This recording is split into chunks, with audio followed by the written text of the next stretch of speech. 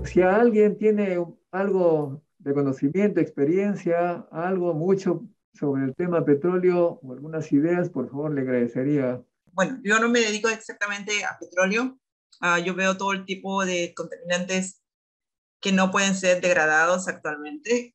Mi especialidad es en compuestos perfluorados, que son compuestos que no se degradan.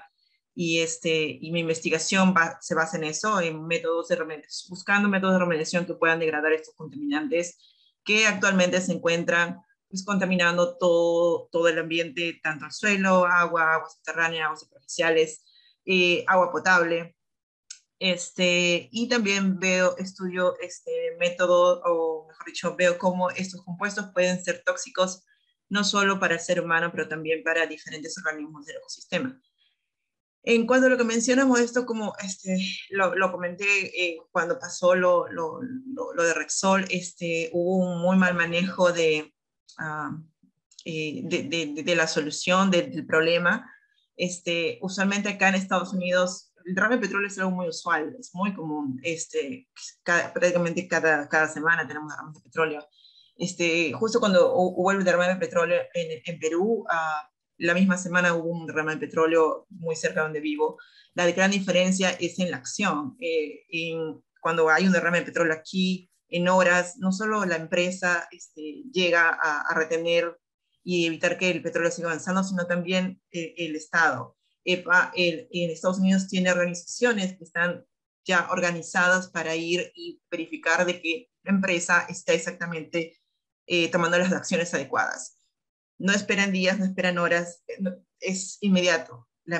Tanto el gobierno como la empresa empiezan a tomar, a hacerse cargo del problema, ¿no? Como mencioné antes, nunca se hubo una contención del problema, se dejó de que el petróleo se esparza, lo que ya sabíamos de que cuando el petróleo al esparcirse era muy difícil de recuperarse, ya simplemente era tratar de recuperar la costa, de recuperar todo el petróleo que se podía o que llegaba a la orilla, ya que una vez que entra a alta mar era muy difícil de poder contenerlo porque ya se había dispersado demasiado. Y el hecho de que el petróleo obviamente no iba a estar estático, ¿no? Después de un mes o 2 meses del derrame no iba a permanecer en una área definida, era evidente de que se iba a evaporar, se iba a esparcir, iba a emulsificarse, iba a llegar al fondo del mar y con el constante movimiento de las olas iba a volver a aparecer. Hay zonas donde el petróleo todavía no se ha removido y es algo que mencionó el informe de las agencias de Estados Unidos, es de que en zonas donde es de difícil acceso, el petróleo nunca fue removido, sino todo lo contrario, permanecía ahí. Y en estas zonas es donde la empresa Repsol debió realizar un monitoreo continuo para evitar de que el petróleo que se encontraba ahí se esparza a otros lugares.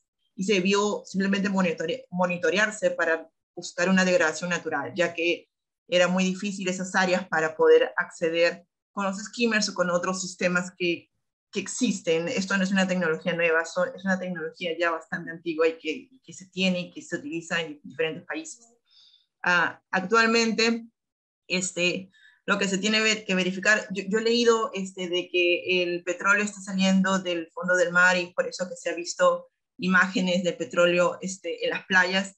Sería bueno preguntarnos si es realmente viniendo del fondo del mar o está viniendo simplemente por oleaje de zonas donde jamás fue removido o si está simplemente emergiendo de lo que fue enterrado, porque tengo entendido de que la empresa también enterró el petróleo a ciertas distancias. Y dentro de las recomendaciones de las instituciones americanas era también verificar si había petróleo y a qué profundidad del suelo, ¿no? O sea, creo que se tiene que hacer un análisis, se tiene que investigar de cómo el petróleo está volviendo a la costa. Y al final, si no se tiene un análisis adecuado de cuánto se ha expandido, en dónde se encuentra, no ha habido un monitoreo continuo durante todos estos meses, es difícil entender o simplemente dar una opinión de cómo otra vez está apareciendo, ¿no? Pero es evidente de que es reflejo del mal manejo que se dio a este derrame, que es extraño porque sobre todo una empresa que tiene obviamente un plan de contingencia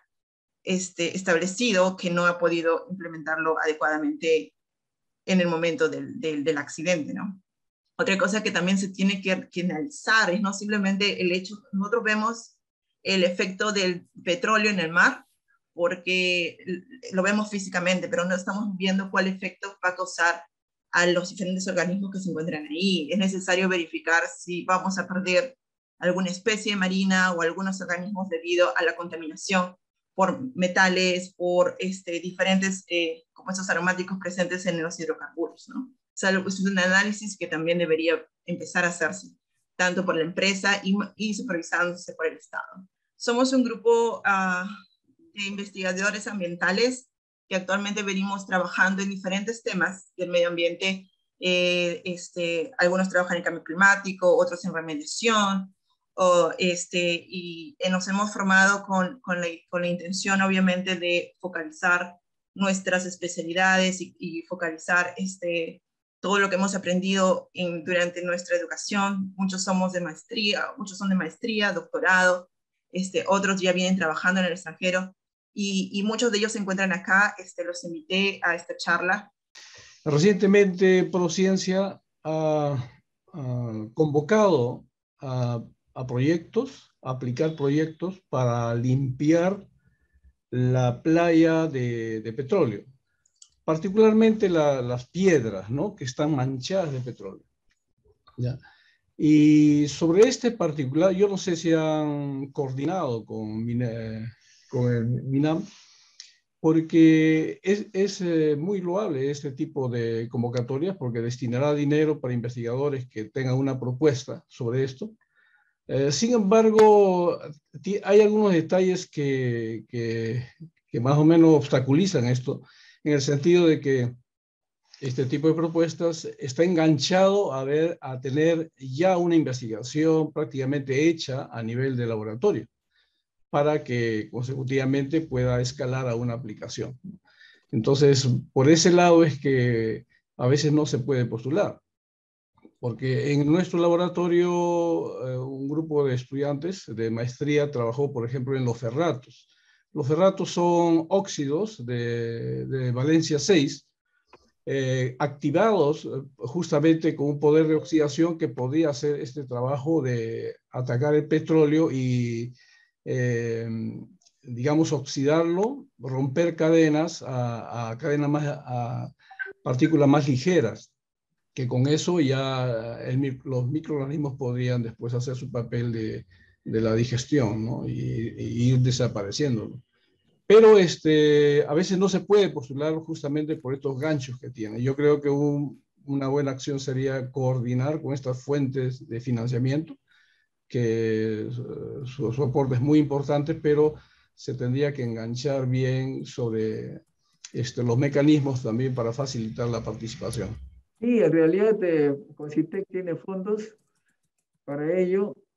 Sin embargo, les comunico que en el MINAM hay un fondo bastante importante. Creo que el MINAM maneja demasiado dinero para sus capacidades, por eso que les convocamos. Por ejemplo, hay 200 millones de soles para hacer un laboratorio ambiental. El año pasado no se pudo concretar porque no hubo una empresa que cumplía con los requisitos.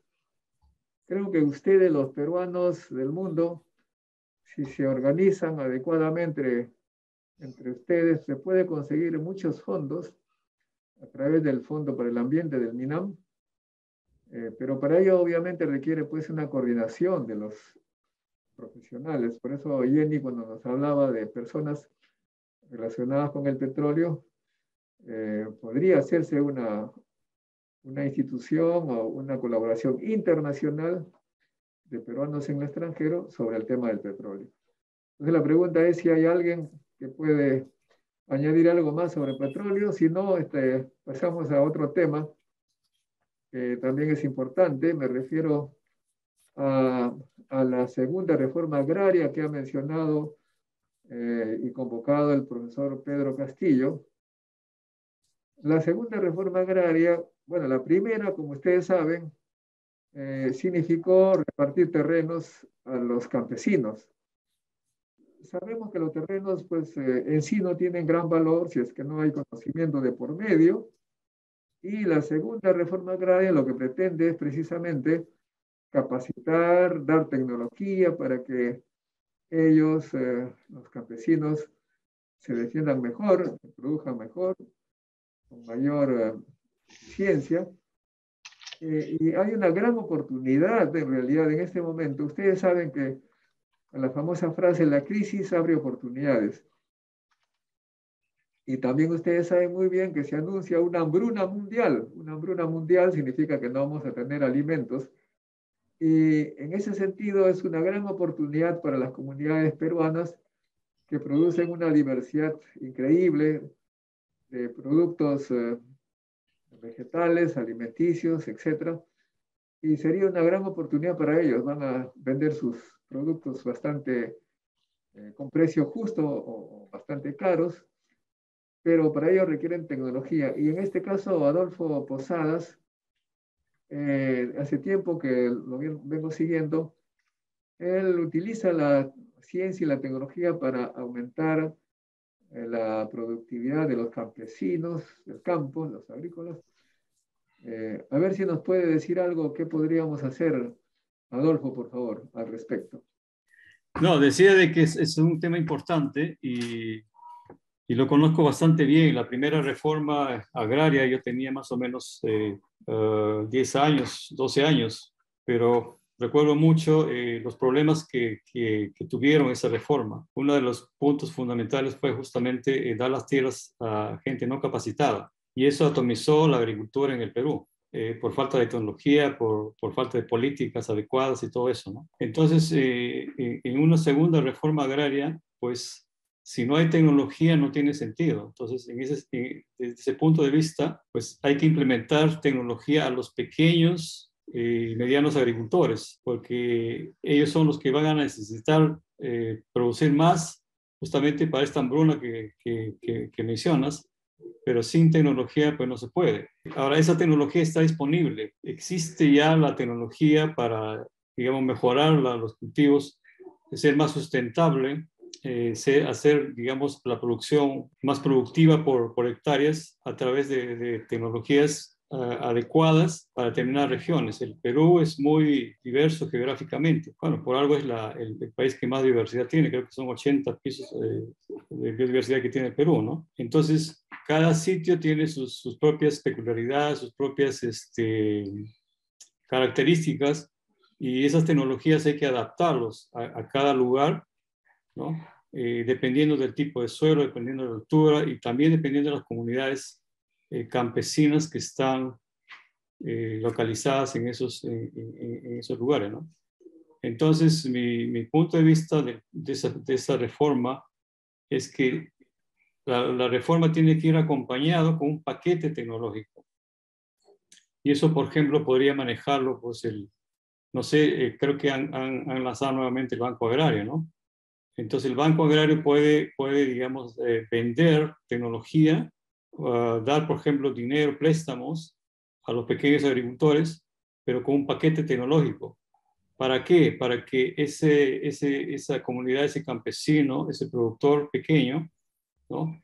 Tenga las herramientas suficientes para invertir bien, adecuadamente, ese dinero que le preste el banco, paralelamente usar la tecnología necesaria para que él pueda producir y de esa manera ser rentable a su producto y pueda, digamos, pagar sus deudas de una forma, pues, adecuada, ¿no? Sin caer en los problemas de lo que cayó. Por ejemplo, yo recuerdo en la época de Velasco justamente fue ese uno de los problemas, que se endeudaron mucho las tierras, y también en la época de Alan García, cuando el Banco Agrario, digamos, daba préstamos sin ninguna condición, y muchos no lo usaban para las tierras, sino lo usaban para comprar camionetas, para otra cosa, pero menos para el uso de tierra, ¿no? Entonces, yo creo que con esos conocimientos hay que afinar mejor esa reforma y hacer, pues, que la reforma realmente sea un éxito, pero tiene que haber, como digo, un paquete tecnológico para ese tema, ¿no? Eso más o menos a grandes rasgos, ¿no? Lo que podría comentar. Bueno, el otro tema que preocupa bastante y que más o menos también Jenny lo ha mencionado es la remediación de los pasivos mineros. Hemos confirmado que el territorio peruano realmente está más que semidevastado.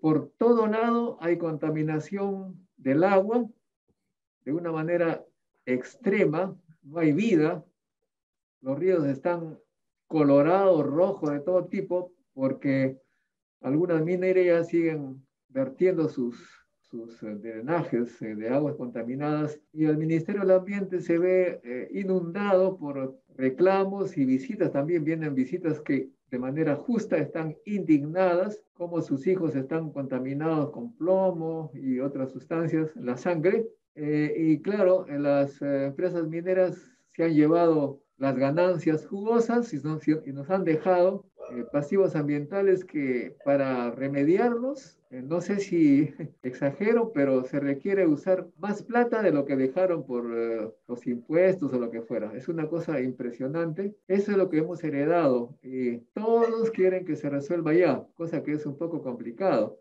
La remediación de pasivos ambientales mineros, cada uno prácticamente es diferente, no prácticamente es diferente uno de otro, y es motivo de un gran proyecto de investigación, cómo remediar, depende de las sustancias.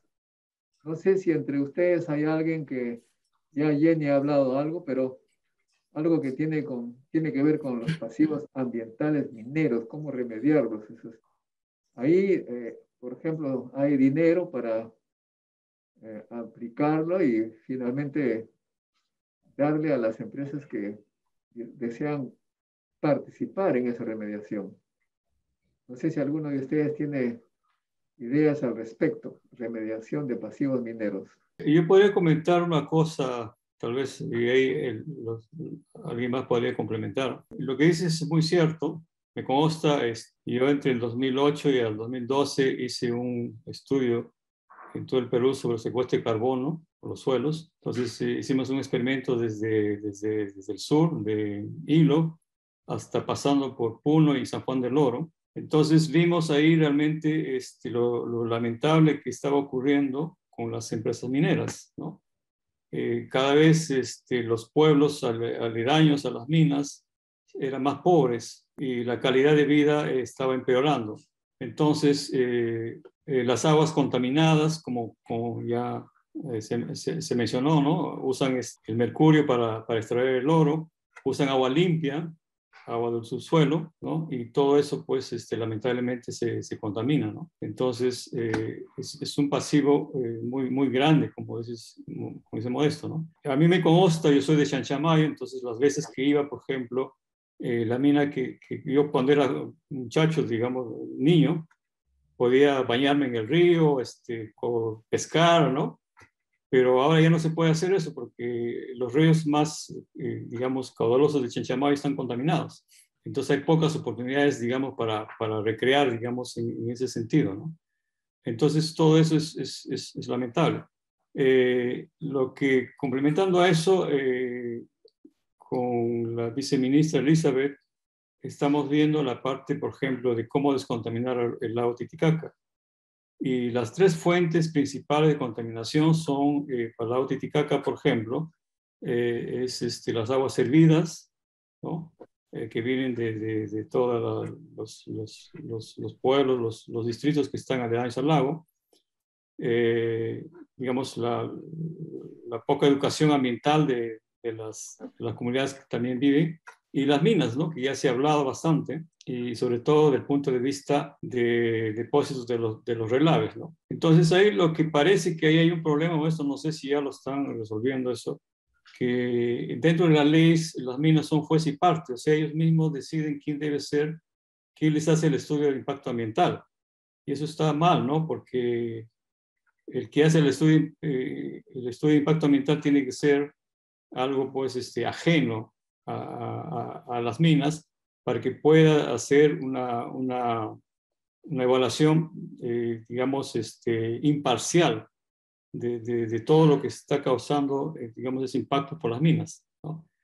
Entonces, una de las cosas que yo he conversado con algunos amigos del área de recuperación de aguas, por ejemplo, contaminadas, es justamente el tratamiento a través de plantas y métodos biológicos que existe, por ejemplo, para tratar el agua. Pero si es que no se determina, si no se para el foco de contaminación, entonces no hay cómo resolver el problema en forma sostenible y sustentable, ¿no? Entonces, una de las cosas que, aparte, por ejemplo, el método que mencionó el amigo mi tocayo Adolfo, es importantísimo para ese tipo, digamos, de extracción de mina, ¿no? Entonces, lo estamos proponiendo es, por ejemplo, que se haga un equipo multidisciplinar para asesorar a esas minas, comenzando, por ejemplo, por las minas del lago Titicaca que contaminan, asesorarlos tecnológicamente para que sea un estudio donde depositar esos relaves de forma que no contamine ningún río que vaya a desembocar al lago Titicaca, ¿no? Darles elementos, ¿no? Con gente calificada que haga un diseño de esos sitios donde van a depositar el relave, para que ese relave no por percolación ni por ninguna forma pueda pues, contaminar ríos aledaños que después contaminen el agua. Y eso es inherente en todo el Perú. Por ejemplo, vuelvo a repetir, por ejemplo, el ejemplo de Chanchamayo. La mina San Vicente construyó un sitio donde depositar los relaves muy casi a la orilla del río principal que transita por todo el valle, ¿no? Entonces, es lo mismo que nada, o sea, por percolación, pues los contaminantes contaminan el agua y eso se va, esa contaminación llega todo hasta la parte de la selva central y hasta, digamos, Ucayali y toda esa parte, ¿no? Entonces, ahí se necesita gente calificada con tecnología para hacer la remediación en diferentes ámbitos, del suelo, del lago, ¿no?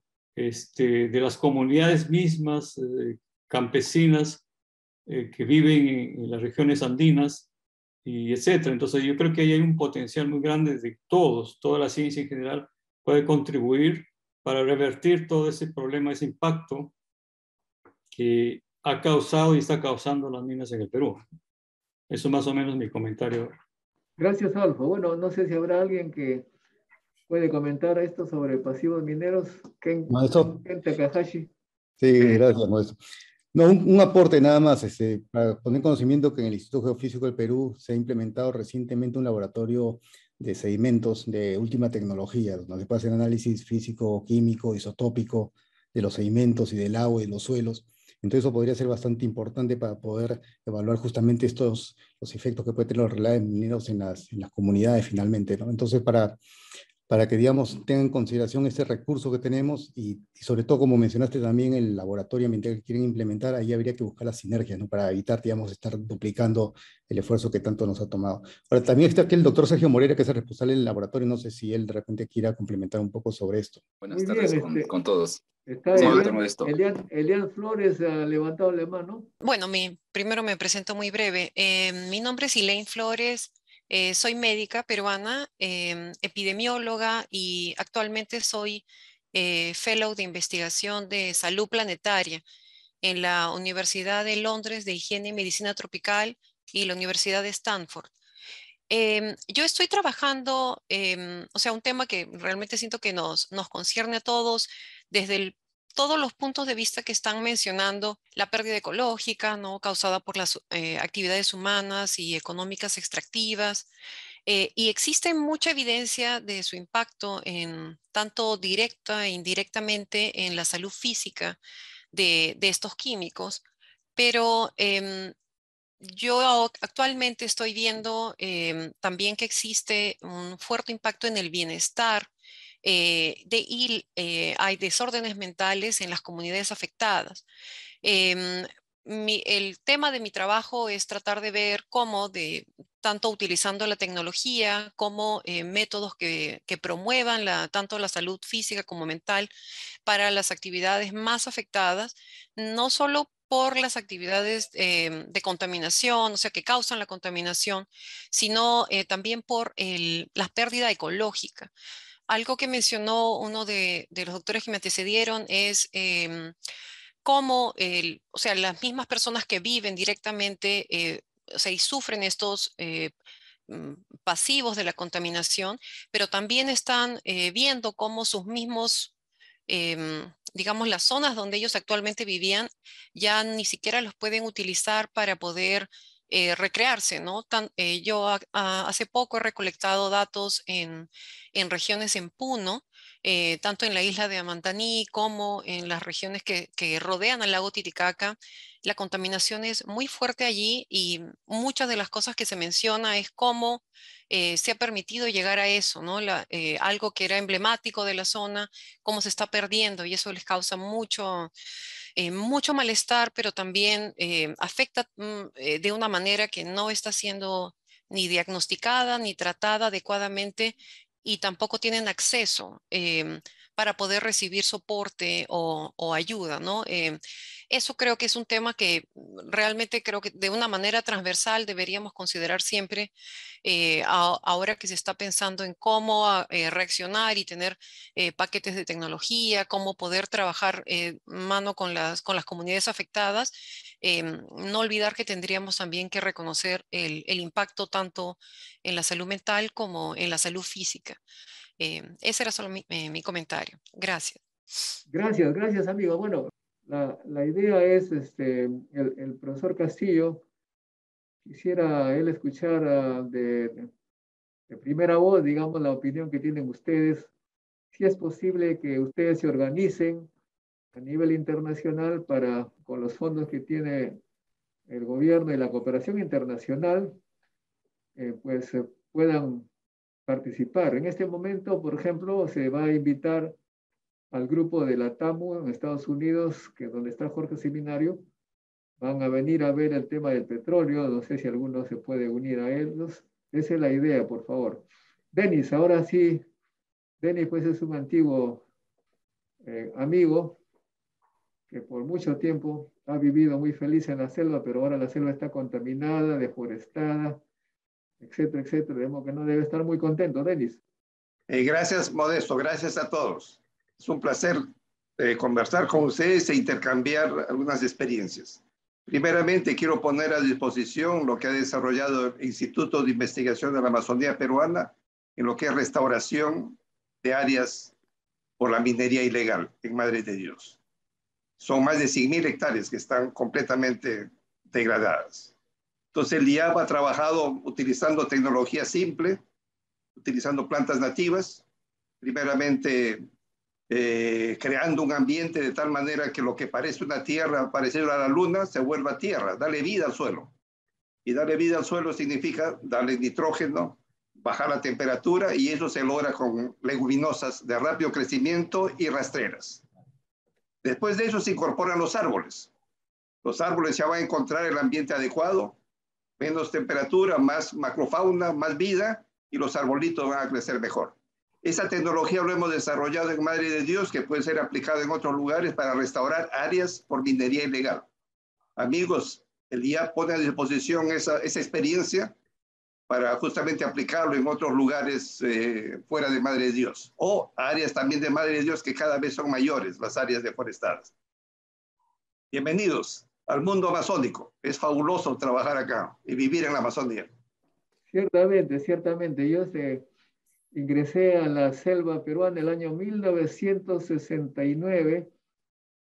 A partir de ese momento siempre he visitado, me ha encantado viajar por lancha de Pucallpa a Iquitos, pero la pena que me da es que, si bien es cierto, la carretera se han mejorado bastante, cada vez que voy por allí veo en el camino más área deforestada, todo un drama, mucha contaminación. O sea que parece que la tecnología ha sido usada muy mal. Ahora, otro tema que nos interesa mucho a los peruanos es el tema del agua. Tenemos nosotros un grupo de amigos, la tesis según la cual la cordillera de los Andes es una esponja de agua, está llena de agua y no sabemos aprovecharla. Y bueno, hay un científico que se preocupa mucho por el tema. Tenemos a Sergio Morera, que nos puede decir qué tipo de investigación están haciendo en ese campo. Sergio.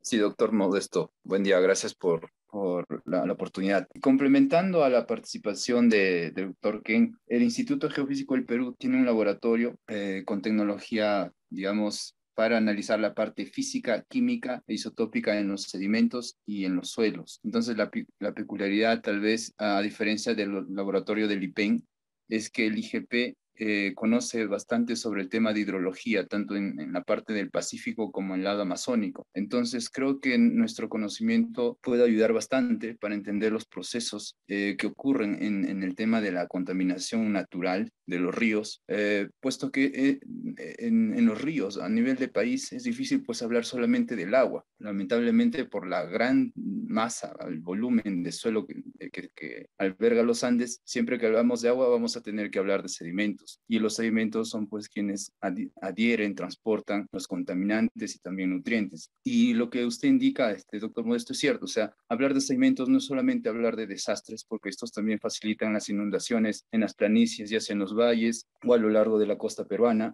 En las ciudades facilitan la inundación, el desborde, ¿no? Debido a la acumulación de estos sedimentos.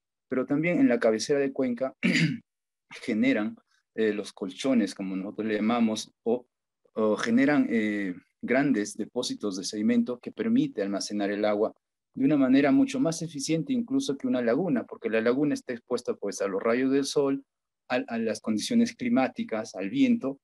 La evaporación es muy fuerte en estas, pero el agua que está en los acuíferos, que hace parte de los ecosistemas de montaña, que pueden ser bofedales, humedales y toda la familia de ellos, es una manera eficiente, y sobre todo en estos cuerpos o en estos ecosistemas de montaña va a haber una purificación natural del agua.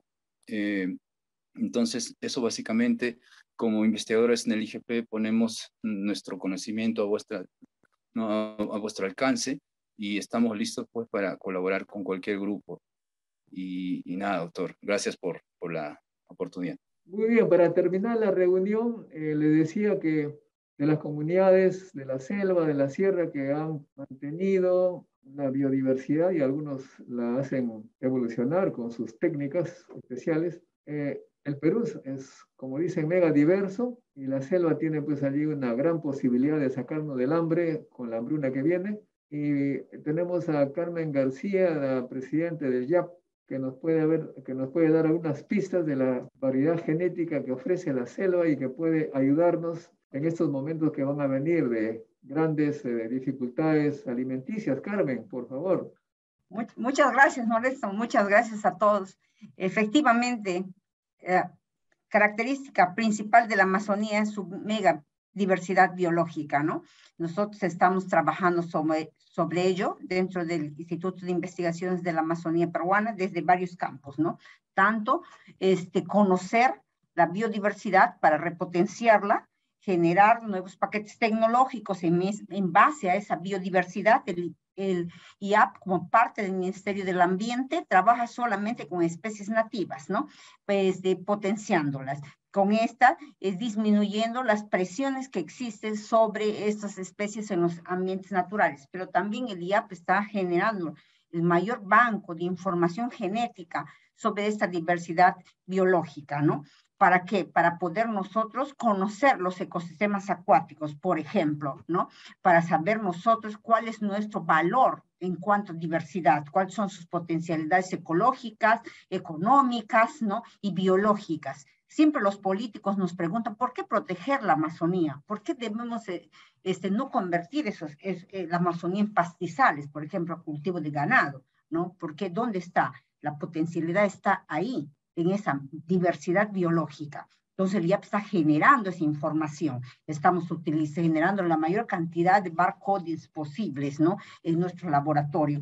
Y esas informaciones ya están produciendo los frutos que se esperaban. Ya podemos ahora monitorear en forma masiva, por ejemplo, la dinámica del ictioplancton que sustenta la economía y la seguridad alimenticia del poblador amazónico. Hemos reportado recientemente la dinámica de 97 especies especies de peces que se reproducen en dos grandes ríos, el Ucayali y el Marañón. Y podemos saber, por ejemplo, que en la Amazonía peruana tenemos genéticamente 2 especies de paiches. Si no tuviéramos esos estudios, no podríamos saber.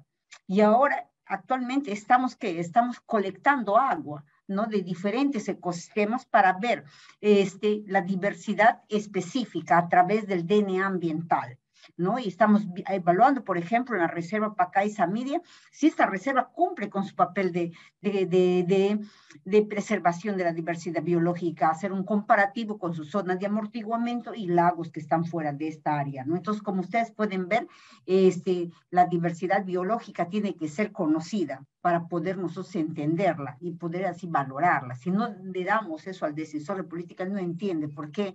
¿Qué importa ese verde, ¿no? El verde de la Amazonía.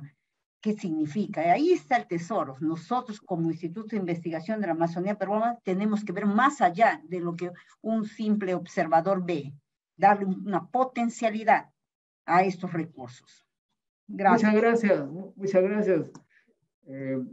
Miren, como decía, vamos a tener una próxima reunión para que puedan participar los europeos, entre comillas, no molestar el trabajo diario. Podría ser el domingo a las 2 de la tarde, hora de Lima. Y como digo, también en el momento que el presidente Pedro Castillo nos dé una audiencia para que nos escuche, yo quisiera... Modesto, solamente un minuto. Quisiera preguntarle a la doctora Carmen García, ¿está disponible? Quería hacer una pregunta simplemente. Si no se puede generar un banco de germoplasma de toda esa biodiversidad del Amazonas. Nosotros estamos dentro del programa que dirige Denis del Castillo y el otro programa de biodiversidad que dirige Kember Mejía. Se están generando, ¿no?, bancos de germoplasma. Pero yo tengo entendido que los responsables directos de los bancos de germoplasma en Perú es el INIA. Pero el IAP está generando también bancos de germoplasma. Es más, ahorita con fondos de la demanda adicional, nos estamos generando también de algunas especies, estamos propagando especies que son de importancia económica, ¿no? Pero bancos de germoplasma son responsabilidad de INIA directamente, está dentro de su actuación, ¿no? De sus compromisos en el país. Ok, gracias. Muy bien, brevísimamente, por favor, porque ya queremos que no sea tan largo para guardar pan para el próximo día. El que había 2 personas habían pedido la palabra, por favor, solamente por esta vez, Adrián y Salomón. Adrián, brevemente para terminar la reunión, por favor. Tu micro está apagado, ¿ya? Ok. Ya. Buenas noches. Mi nombre es Adrián Cabeza Morales y me contacto con ustedes desde Suecia. Yo soy especialista de lo que se llama el control y la disminución de la contaminación del aire. Creo que hemos estado hablando en esta reunión solamente la contaminación del agua, pero no olvidemos que la contaminación del aire también causa daños globales, ¿no? Impactos globales. Y también no olvidemos de que más de 8 millones de personas mueren pues cada año a consecuencia de la contaminación del aire. Con respecto en la industria minera, yo creo que se tiene que hacer un trabajo muy minucioso para poder controlar y disminuir ese polvo que se origina en distintas áreas de la mina. De esta manera, poder también descontaminar grandes áreas que contaminan pues, la industria minera, ¿no? Bueno, muchas gracias. Buenas noches. Yo aquí hasta las 2 de la mañana. Así es. Salomón Soldevilla, por favor. Bueno, sí. Gracias, Modesto, y gracias a todos. Soy Salomón Soldevilla, trabajo como coordinador de proyectos de investigación de Prociencia. Interesante la conversación de hoy y sobre todo ese avance importante en materia de identificación de grandes áreas en las que se tiene que investigar. Ustedes saben, el país está invirtiendo en ciencia y tecnología, obviamente poco, desde hace casi 20 años, pero está invirtiendo básicamente en proyectos que se disparan para todas las áreas y que finalmente a veces no se ve en magnitud, en consolidación, en qué se está contribuyendo o en qué están contribuyendo los investigadores a la ciencia. Hoy han hablado de temas importantes, qué sé yo, agua, biorremediación, etcétera, etcétera, etcétera, ¿no? Que esa es la figura como un ministerio, como el grupo de investigadores deben plantear esas brechas, esas necesidades urgentes, y esas necesidades urgentes se concursen o se adjudiquen, ojalá mediante modelos concursables, que es el modo más eficiente de asignación de recursos, para que los investigadores, sean nacionales o sean extranjeros, y qué bueno que estén muchos peruanos en el extranjero que puedan colaborar, puedan ayudar ojalá en el corto, ojalá en el mediano plazo, presentar resultados concretos para estas necesidades muy urgentes que tenemos en el país, no hoy, sino hace décadas, pero que cada vez el problema se está saliendo totalmente de control. Hoy tenemos problemas sociales, problemas ambientales, pero creo que en contexto esos problemas se tienen que abordar. Y quiero solo acabar felicitando a esa disposición que tiene el IGP, que tiene el IAP, de decir, mira, acá están nuestras capacidades y con nuestras capacidades podemos aportar a las iniciativas de investigación que se generen o de desarrollo que se generen a partir de estos problemas mayores que se han planteado. Gracias, Modesto. Muchas gracias, amigos. Bueno, yo había propuesto a varias personalidades, para que se hagan cargo de este ministerio, y me sorprendió el profesor Castillo, que me dijo, no, usted se vaya. La verdad de las cosas es que la idea del profesor Pedro Castillo es muy clara, ¿no? ¿Qué es lo que él piensa? Que la ciencia y la tecnología es muy rica, puede uno inventar una serie de cosas interesantísimas en los teléfonos, celulares, etcétera, etcétera, pero como lo dijo muy bien Salomón, a veces no se ve muy claro las consecuencias sociales. Sin embargo, me dijo, donde mejor pueden demostrar que valen para algo los científicos es resolviendo los problemas que agobian a las comunidades, y cada vez que yo voy a todo sitio en la campaña, todos me dicen agua contaminada, relaves, etcétera, etcétera, basura, repositorios, botaderos, en fin, eso tienen que resolver los científicos que quieran, digamos, contribuir con la sociedad. Eso va a ser evidente, los resultados se van a ver. Me sorprendió la claridad cómo él ve las cosas, y me dijo, de todas maneras vamos a seguir luchando por el Ministerio de Ciencia y Tecnología, porque eso es de mediano a largo plazo, para que nuestro país deje de depender de las materias primas y que nos dejen todo contaminado. Habrá que tener un Ministerio de Ciencia y Tecnología que haga una política adecuada, pero por el momento es urgente que los científicos se organicen, los que están aquí, allá, de cualquier lado, para resolver los problemas que en este momento, como alguien lo dijo, está matando niños, está condenando digamos, a una, ¿cómo diríamos?, a una deficiencia en su capacidad física, capacidad mental. Es necesario que resolvamos ese problema para mostrar que amamos al Perú, queremos retribuir lo que hemos recibido del país. Esa es la forma más evidente y clara. Se seguirá estudiando la astronomía, la física de partículas, muy interesante, pero en este momento la ciencia tiene una urgencia, como dirían, hablando en rima.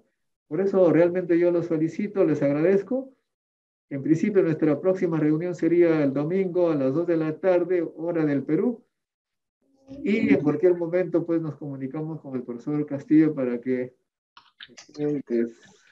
demuestren su disposición de apoyar a este Perú. Muchas gracias, amigos. Muchas gracias. Nos vemos el domingo a las 2, en principio. Hasta pronto. Chao, chao. Tierra solo hay una.